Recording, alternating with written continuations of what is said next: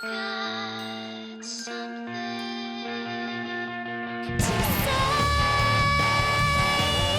Confessions of a reject.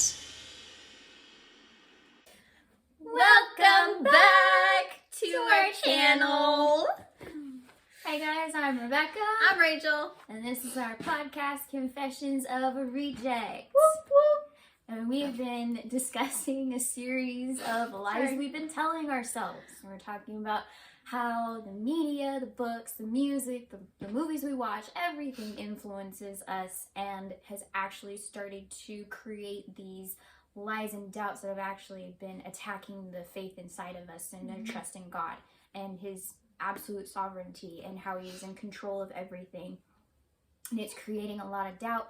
We're recognizing that a lot in ourselves and how we've had to fight our flesh a whole lot more than what we used to. And we're recognizing that that is part of the root to the issue. And one of the lies we're going to be discussing today... Marriage solves all our problems. Okay. Now, I kind of blame movies for this. Whether it's Just movies. and romance novels. Whether it's Hallmark, Disney, Oh my goodness. the Christian romance novel series that everything just turns into bliss after, you walk down that aisle. You're just that person you were meant to be. Everything goes smoothly and you have no complications Happily ever at after. all. Now there is a happily ever after. Yes, but Sure. there's growth, and growth is painful, and growth is hard, and growth is something a lot of times we don't want to deal with because it brings up serious issues, things we have to tackle, things we have to fight, and not fighting with your spouse, but fighting side by side. Yes, you are going to argue. You have to understand that. You're human. People, I've You heard... get into disagreements. Yeah. I mean, you get into disagreements with your siblings and your family, but you still love each other. And that's the kind of perspective you kind of need to have with a future spouse. And when you first get married, I've heard a lot of newlyweds where they're like, I didn't think we would ever fight. And then we had our first fight. I thought the world was going to end. I thought it was over for us. Well, that's a problem because possibly in their mindset is that once they got married, everything was going to be okay. Okay, well, none of these, what do we call it? Why am I blacking out? Blacking out? Blacking out. Not blanking out. Blanking out. It's not a stepzone, but it's like Not a stepson? not a stepzone. It's a, Ooh. no, it's a, oh my goodness.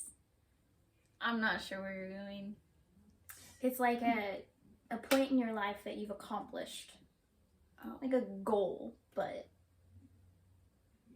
I can't oh help my you. I'm goodness. so sorry. I can't think of it right now. I'm sorry. But basically a goal that you wanted to reach. And then once you reach that goal, it's like, okay, well, on to the next one.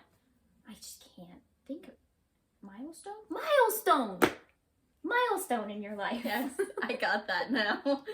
Thank you for your help. It wasn't what I was thinking finish line. Technically. Okay, so You've reached the finish when line. you reach that milestone, everything's gonna be perfect from here on out. That's not true. It's not true at all.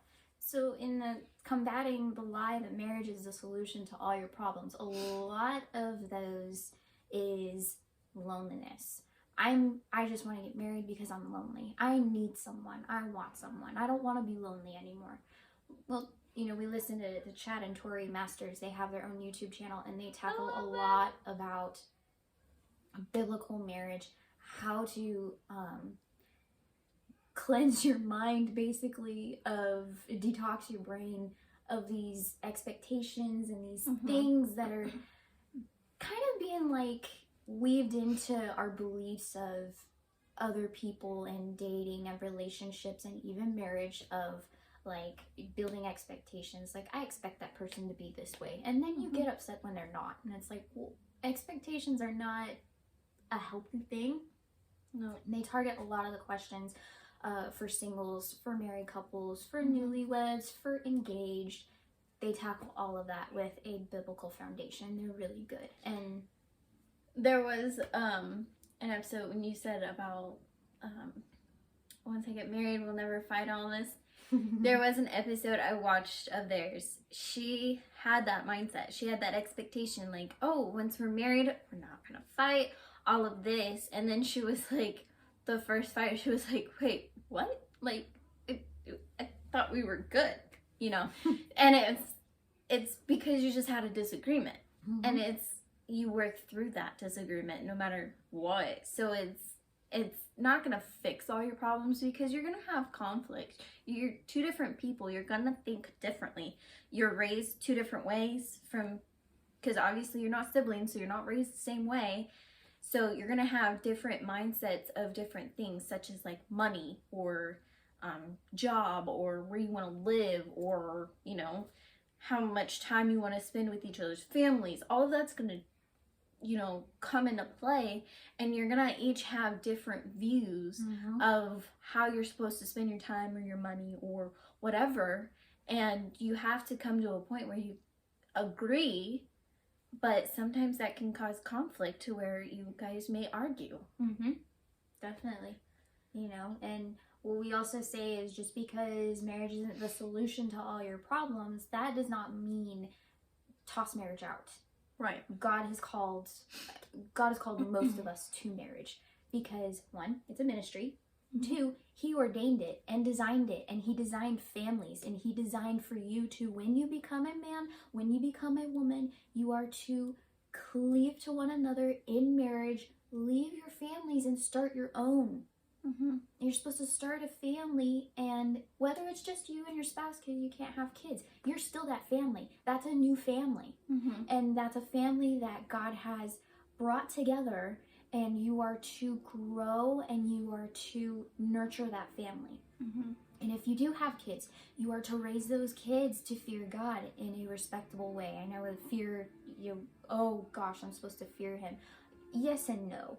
Fear, it's a healthy fear. It's almost, so we perceive God as the Father, and he adopted us into his family of God. We also fear and respect him in a way of, as we are coming to the throne of the King unannounced. Now, when you're unannounced to a king, it usually meant off with your head. So just that balance of respect and fear, and balancing that together, that's more of the perspective of how we should have of God. We should not live in fear of, like, he could just wipe us out at any moment if I mess up. But not if you mess up. Not the whole thing of walking on eggshells your whole life, and you're just so anxious and freaked out of, like, if I do this wrong, it's over, everything's gone. No. But in the fear of God is watching, God sees everything we do, everything we think, and how we treat people when they're not there. And because you have that, it should make you think of, is this something that would be honoring to God if I do it? Exactly. In that moment. Because if it's not God honoring, you know, you shouldn't do it. Because then you'll be like, oh, did he really see that? Or I don't, yes, he did. He heard that, he saw that, he knew that was going to happen. You cannot run, you cannot hide, and you cannot deceive him. No. He knows you from the inside out. You can't even hide your thoughts from him. Nope. It's just not, you can't. Because it doesn't work. He knows all, he sees all, he hears all. He's everywhere. And it's a concept that we have a hard time understanding because, again, our feeble minds just don't understand. We can't grasp that. Well, how can you really know everything? Well, he can. Because he made it all. He made it all. So he knows how every little tiny thing works and the way he created it, if it's working the proper way or not. Yeah, he's 100% absolute sovereign, in control of everything. Yep. So, marriage may not be the solution to problems, but it is something that God does want us to pursue.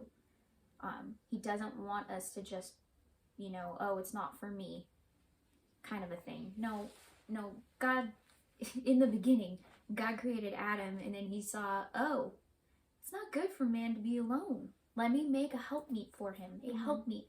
One that is to be side by side with him.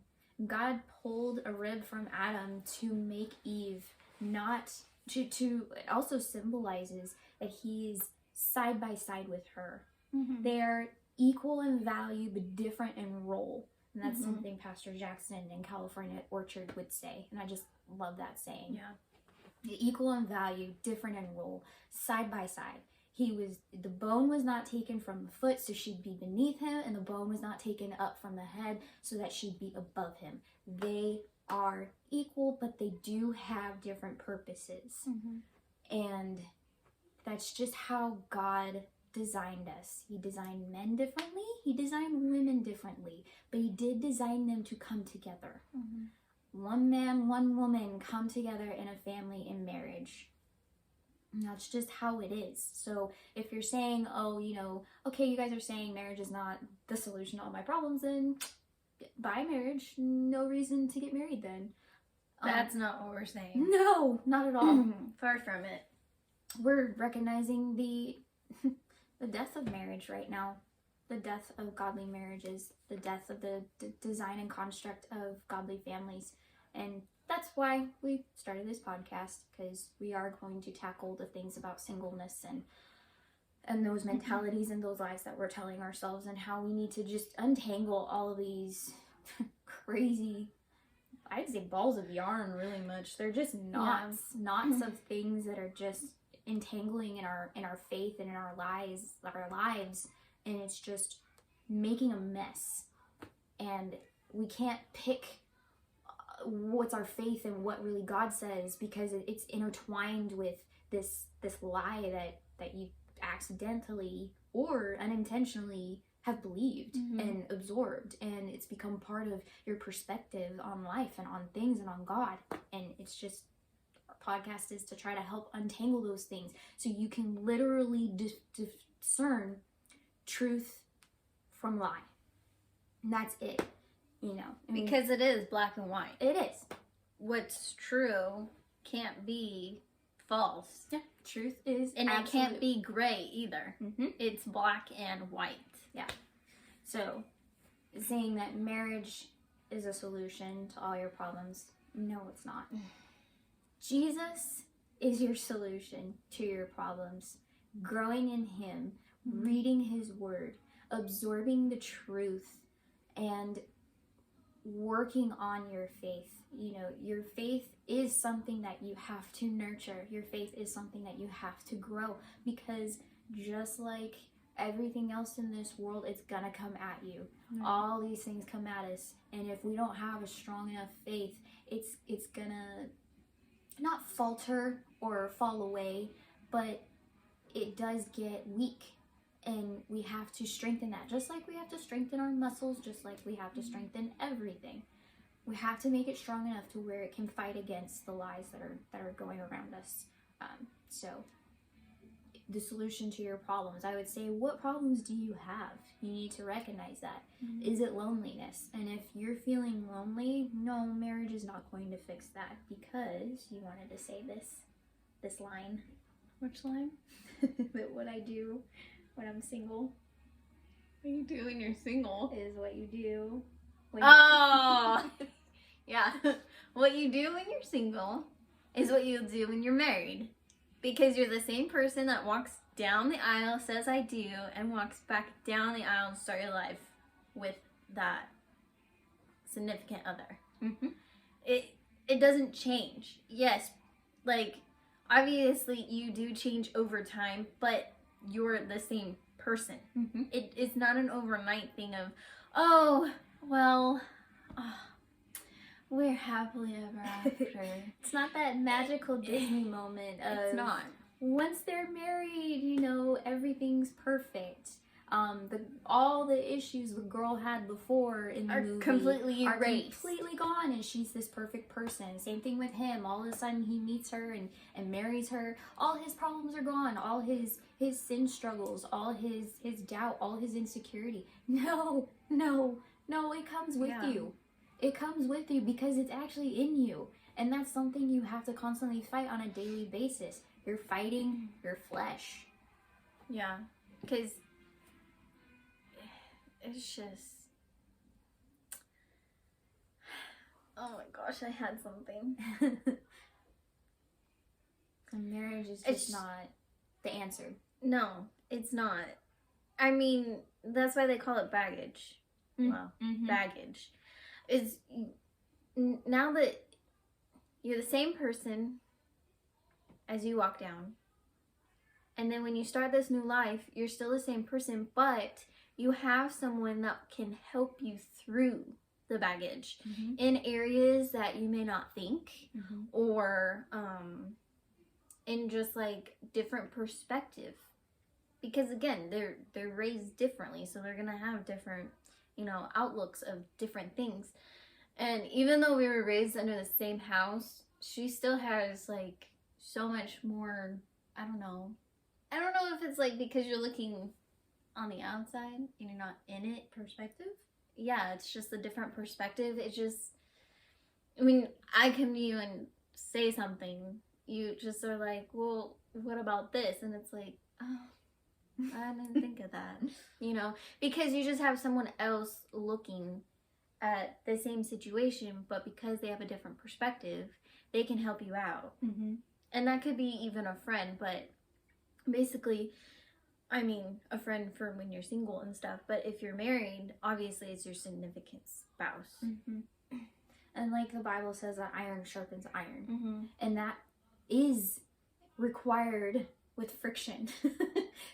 Friction has to happen in order for iron to be sharpened. And there's gonna be arguments, there's gonna be problems, but it's meant to sharpen one another.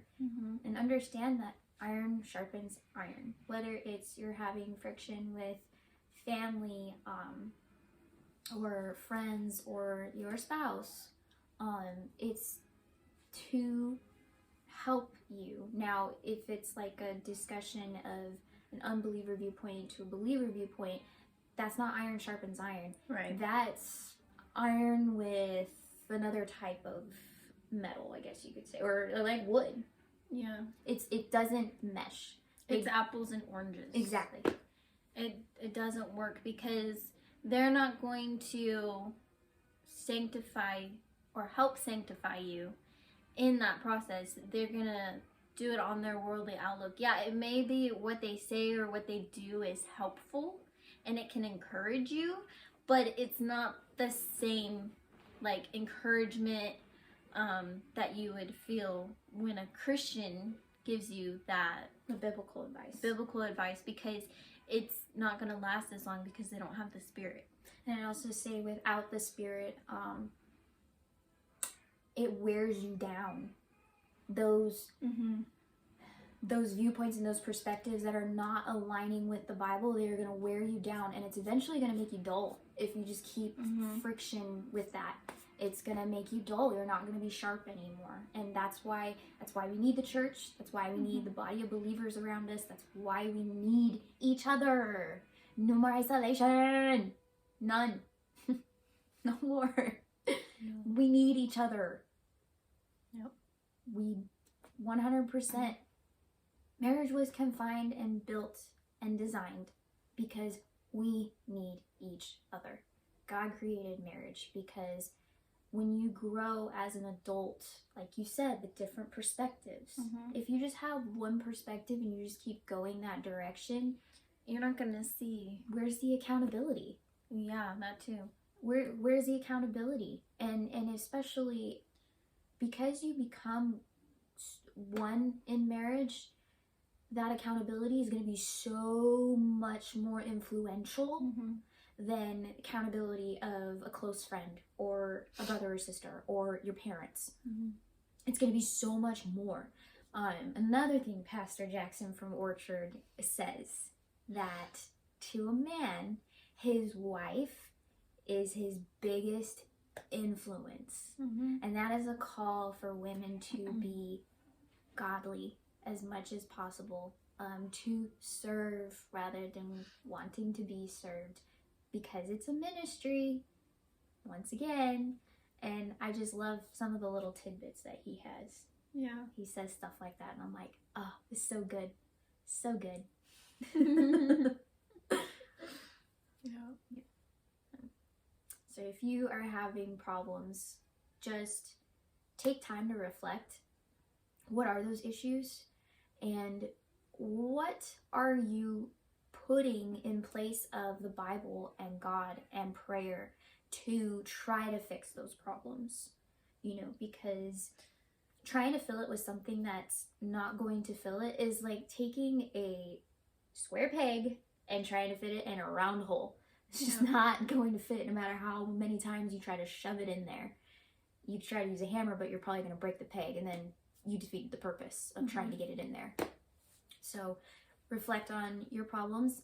What are you trying to replace the Bible with as a solution to those issues? If you're not using prayer and God and His truth and the Bible to work through those problems, you need to recognize what you're trying to fill it with and stop it. You need to fix that. You take it to God and you repent.